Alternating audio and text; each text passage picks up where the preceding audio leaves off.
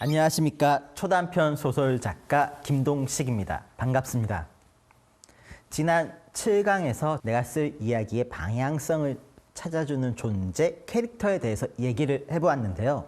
이번 8강에서는 마찬가지로 콘티를 쓸 때, 나의 글을 쓸 때 방향성을 잡아주는 존재 중 하나, 주제에 대해서 한번 얘기를 해보고자 합니다. 주제, 메시지, 하고 싶은 말, 흔히 이런 얘기, 소설에는 기본적으로 다 있어야 된다라고 생각하는 그거죠. 그러니까 제가 많이 받는 질문 중에 하나가 그겁니다. 작가님은 이 글을 통해 무슨 말을 하고 싶으셨나요? 이걸 정말 궁금해하시는 분이 많으셔서 이 질문을 되게 많이 받는데, 이 질문을 받을 때 저는 굉장히 민망해요. 이거 머릿속이 되게 빨리 돌아가기 시작해요. 뭐라고 대답해야 되지? 나 그런 거 별로 없었는데. 하고 싶은 말이 있어서 쓴 게 거의 없거든요. 그래서 저는 사실은 초단편 소설 작가의 특성인지 저의 개인적인 성향인지는 모르겠지만 저는 그냥 재미를 위해서 글을 써요. 그러니까 뭔가 메시지를 전달하기 위해서 이 주제에 대해서 하고 싶은 말이 있어서 쓰는 게 아니라 순수하게 재미를 위해서 글을 쓰죠.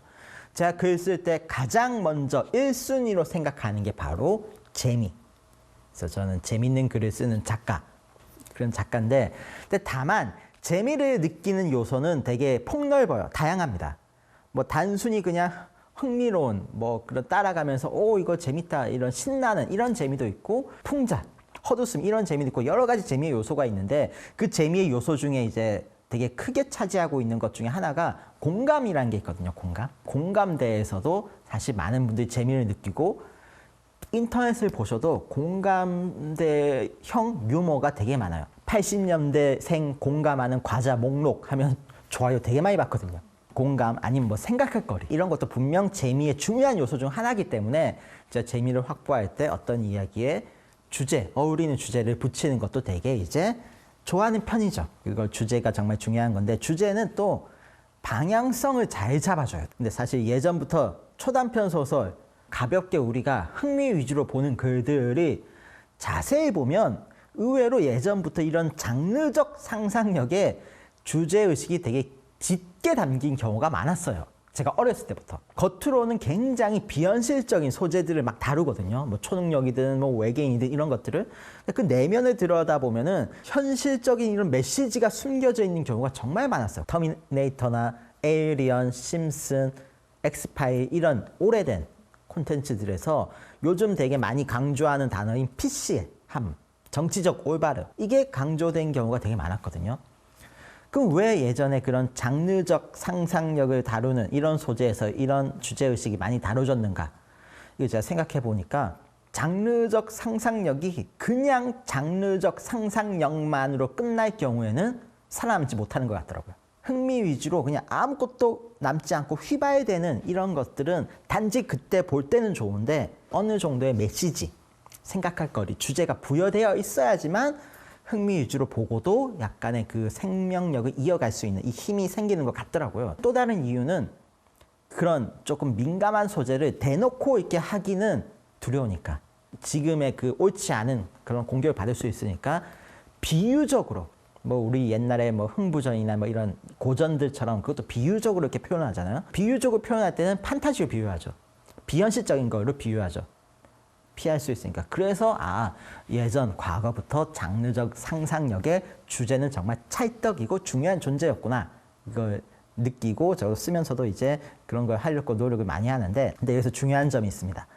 메시지에 너무 매몰되면 안 돼요. 소설은 누군가에게 즐거움을 주기 위해, 취미가 되어주기 위해, 재미를 위해서 쓰는 거라고 생각하는데, 이건 개인적인 생각입니다. 근데 메시지에 너무 매몰돼서 내가 글을 쓰다 보면은 오히려 소설이 도구가 되고 메시지가 메인이 돼요. 이게 바뀌어버리는 거예요. 저는 소설이 메인이고 이야기가 메인이고 메시지는 도구여야 된다고 생각하거든요. 그래서 제가 생각하는 초단편 소설의 주제적 측면에서 잘 쓴 글을 이렇게 딱딱딱 순위로 나열하자면 이런 순위가 될 것 같아요. 1등, 가장 잘 쓴 글. 장르적인 재미가 정말 넘쳐나는데 자세히 보면 의미도 담겨있는, 생각과 거리도 담겨있는, 이게 1등, 제일 잘 쓴 글이고, 그렇다면 그 다음으로 차선으로 이제 잘 쓴 글 두 번째는 진짜 장르적인 재미만 넘치는 글. 의미는 없을지라도. 이게 2등이고 마지막 꼴등 3등은 재미는 좀 부족하지만 의미라도 있는 글. 냉정하게 말해서 이게 전 꼴등입니다. 메시지를 내가 넣고 싶어서 이 메시지에 치중하다 보면 메시지를 위한 글이 돼서 어색해져요. 어떻게 어색해지자면 내가 쓰는 글 속에서는 이 메시지를 위한 행동이기 때문에 이런 선택이나 주인공의 행동이나 뭐 이런 펼쳐지는 사람들의 반응 같은 게 내게는 이게 당연해요. 이 메시지를 위해서는. 근데 이 소설을 보시는 분들에게는 이게 당연하지 않아요. 어색해요. 이 메시지를 위해서는 대중들이 이런 메시지를 갖고 있는 존재를 공격해야 되고 그 공격하는 모습이 나와요.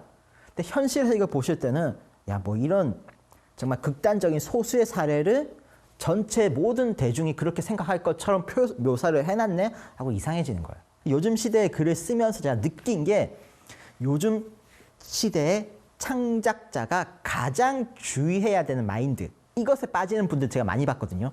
가장 주의해야 되는 마인드가 이거는 옳은 이야기, 난 옳은 말을 하고 있기 때문에 개연성은 무시되어도 좀 괜찮아. 이걸 빠지신 분들 제가 좀 많이 봤어요. 그러니까 내가 하는 건 옳은 걸 하고 있기 때문에 다른 것들은 조금 어색해도 괜찮아. 좀 무시돼도 돼. 개연성을 벗어나도 괜찮아. 이거 사실은 안 괜찮아요.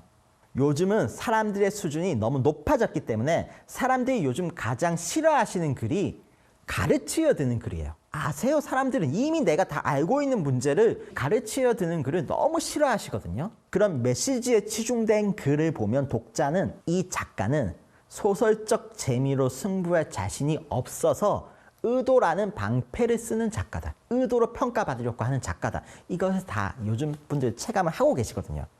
그러니까 소설은 메시지를 위한 수단이 되어서는 안 되고 소설이라는 그 우리가 알고 있는 그 콘텐츠의 그 자체 의미로 존재해야만 하는 거죠. 이게 가장 옳은 소설이라고 저는 생각을 하거든요. 그래서 제가 글쓰기 방식에서는 주제를 먼저 쓰고 글을 쓰는 경우는 거의 없어요. 있긴 있지만. 제가 글을 쓰는 방식의 대다수는 재밌는 무언가를 떠올리고 이 재미 속에 자연스럽게 넣을 수 있는 주제를 뒤늦게 떠올려서 붙이는 이 방식으로 글쓰기를 합니다. 주제를 먼저 정하고 쓰는 글은 굉장히 어려운 글이기도 해요. 왜냐하면 내가 이 주제로 어떤 걸 펼쳐나갈 것이기 때문에 한계가 이미 정해져 있어요. 쓰는 단계에서부터. 내가 글 쓸 수 있는 운동장이 굉장히 좁은 거예요. 그럼 이 상태에서 내가 상상력을 뻗어나가려고 해도 잘 떠오르지도 않고 어떻게 써야 될지도 잘 모르겠고 그럼 억지로 밀어붙이다가 어색해지고 그러니까 주제를 먼저 정하고 쓰는 글은 되게 힘든 글쓰기거든요. 흥미로운 뭔가를 발상하고 어떤 흥미로운 이야기 진행을 막 써내려가면서 재미를 이제 확보한 다음 이 재밌는 것에 어떤 어울리는 주제가 있을 것인가 이걸 생각해보고 이 주제는 이 재미에 자연스럽게 녹아들 수 있겠다. 그리고 이게 녹아들면은 되게 합이 맞게 딱 진행되겠다. 그러니까 뒤늦게 붙이는 이 방법을 추천드립니다. 이게 훨씬 쉬운 방법이야. 이것을 잘 하려면 기본으로 전제되는 조건이 평소에 내가 정말 다양한 주제에 관심을 갖고 있으면 돼요. 깊지는 않더라도 내가 주제 관심 폭이 넓으면 넓을수록 내가 어떤 착상을 하든 여기에 주제를 붙일 수 있는 확률이 높아지는 거야. 그러니까 평소에 약간 뉴스나 그런 걸 많이 보시잖아요. 아, 이건 좀 그러네 하는. 그러니까 내가 어떤 주제를 공부하는 게 아니라 그냥 살면서 다양한 주제들을 보시면서 관심의 폭을 넓게 갖고 있는 상태에서 글쓰기에 어울리는 주제를 붙이는 이 방법의 작업을 가장 추천하는 방법입니다. 그러면 이제 평소에 어떤 주제들에 우리가 관심을 가질 수 있는가 몇 가지 예시를 드려보자면 외모지상주의, 환경 문제, 물질 만능주의, 경쟁, 차별, 혐오, 성별 갈등, 님비 현상, 황색 언론, 인터넷 선동, 갑질, 열정페이 정말 다양한 주제들이 이미 여러분도 알고 계시죠? 이 단어만 들어도 그거 떠오르시잖아요. 이 폭을 넓게 갖고 좀 이렇게 내가 갖고 있는 것을 붙이시라는 말씀입니다. 근데 만약 내가 글 쓸 때 나는 재미있는 착상에서부터 시작하지 않고 진짜 하고 싶은 말이 있다. 메시지가 있고 그게 사실은 나의 글쓰기의 목적이다. 그럴 수 있죠. 저도 주제 먼저 정하고 쓰는 경우가 있습니다. 그럼 내가 주제를 먼저 정하고 글쓰기를 하고 싶다 했을 때 제가 추천드리는 방법은 역순으로 쓰세요. 역순으로. 글쓰기를. 역순으로 쓰라는 게 무슨 말이냐면 결말을 먼저 생각하세요. 어떻게 끝날 것인가. 어떻게 표현할 것인가가 아닌 어떤 장면으로 나는 이 주제에 임팩트를 줄 것인가. 이 주제로 임팩트 있게 하고 번쩍 떠오르게 만들 그 결말을 어떻게 할 것인가. 결말을 먼저 떠오르고 그 다음에 이야기를 쓰기 시작하면은 어색하지 않게 진행이 돼요. 왜냐하면 나는 이 결말을 위해서 이게 임팩트가 있기 위해서는 이러한 장면은 이렇게 펼쳐져야 되고 이게 딱딱딱 나오거든요. 어떤 임팩트 있는 결말을 떠올리는 순간 앞부분의 진행은 굉장히 자연스럽게, 왜냐하면 이 결말을 내기 위해서 내가 설득력을 쌓아갈 테니까 개연성을 자연스럽게 써지기 때문에 이 방식으로 하는 걸 되게 추천드리는 방법입니다. 그럼 주제를 설정했을 때 어떻게 방향성이 나오는가? 그 캐릭터가 이정표를 갖고 있었던 것처럼 어떻게 나오냐면은 이야기에 나는 이 착상, 이 설정, 이 소재로 어떤 주제를 표현하고 싶다가 붙는 순간 이 주제를 표현하기 위한 방법으로 내가 궁리를 계속하게 돼요. 이 주제를 표현하려면 이 장면이 들어가야겠는데가 떠오르게 되거든요. 냉장고 이 착상 계속했던 거기에다가 열정페이란 주제를 제가 넣고 싶다고 한번 생각해 볼게요. 여러분도 한번 지금 잠깐 생각해 보세요. 냉장고, 이 신비한 냉장고와 열정페이란 주제를 끼워 넣고 싶다. 어떤 장면이 진행될 것 같으세요? 냉장고와 열정페이는 그렇게까지 어울리는 주제가 아니에요. 내가 갖고 있는 폭 중에 가장 어울리는 주제는 그거예요. 욕심을 내면 안 된다. 망한다. 그러니까 남의 것을 탐하지 말라. 이 주제. 이 냉장고에서 가장 어울리는 주제는 그거죠. 남의 것을 탐하지 말라. 이 주제가 정해지면 당연히 이 소설은 주인공이 남의 것을 막 탐해서 먹다가 결말에서 파멸을 당하는 풀롯 나오잖아요. 풀롯이 정해지니까 주제가 방향성을 정해주는 거죠. 하지만 저는 열정페이를 넣고 싶어요. 그래서 열정페이라는 주제를 한번 넣는다 생각했을 때 그럼 어떤 장면이 들어가야 될까? 제가 떠오르는 것은 주인공은 열정페이로 착취당하고 있다. 이건 당연한 설정이죠. 어디서 열정페이를 착취당하고 있을까 했을 때 냉장고를 사용하잖아요, 우리는. 그럼 냉장고가 관련된 업종이어야 되는 거예요. 그럼 냉장고가 관련된 업종? 그럼 주방일 유명 셰프 밑에서 열정페이 당하고 있는 주인공을 넣으면 되겠다. 나의 목적이 열정페이를 비난하기 위함이니까 그 주인공 어떤 식으로 이 냉장고와 연관시킬까 했을 때 주인공 집에 있는 냉장고가 그 유명 셰프의 그 엄청난 레스토랑 냉장고와 연결된, 그러니까 무작위가 아니라 주인공 집에 들어와서 냉장고 문을 열었더니 착취당하던 그 식당의 냉장고가 다 들어있는 그 넓은 공간 안에 열정페이를 당해왔던 주인공 오늘도 한 소리 들었어요.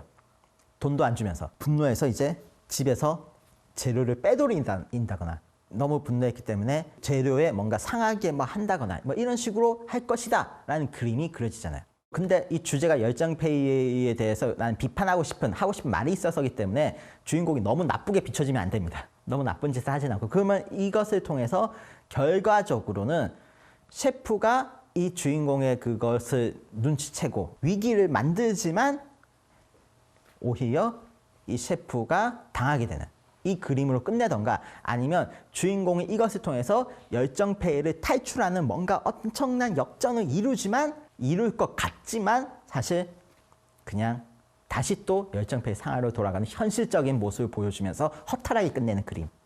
그러니까 풀롯이 나오는 거죠. 그래서 주제를 정한다는 것은 어떤 식으로 진행될 것이다 라는 방향성을 정해주는 존재 중에 하나인데 이것을 그냥 하나만 예시를 드리면은 좀 이해가 안 들어올 수 있으니까 이 냉장고에 아무 주제나 한번 넣어볼게요. 제가 예시를 드렸던 것들 중에 어떤 걸 넣어볼까요? 특별한 냉장고와 주인공 있고 외모지상주의에 대한 비판을 넣는다면은 조건이 붙어요. 40kg가 미만이어야지만 쓸 수 있는 냉장고. 그리고 이 냉장고는 국가적 사업으로 국가의 완전 음식 창고가 있고 국민에게 그 냉장고를 하나씩 지급한 거예요. 포탈로 연결된 모든. 근데 조건 40kg 이하의 국민만 이 냉장고를 쓸 수 있습니다. 국가 정책인 거예요, 그게. 우리나라 국민은 모두 예쁘고 잘생겨야 됩니다.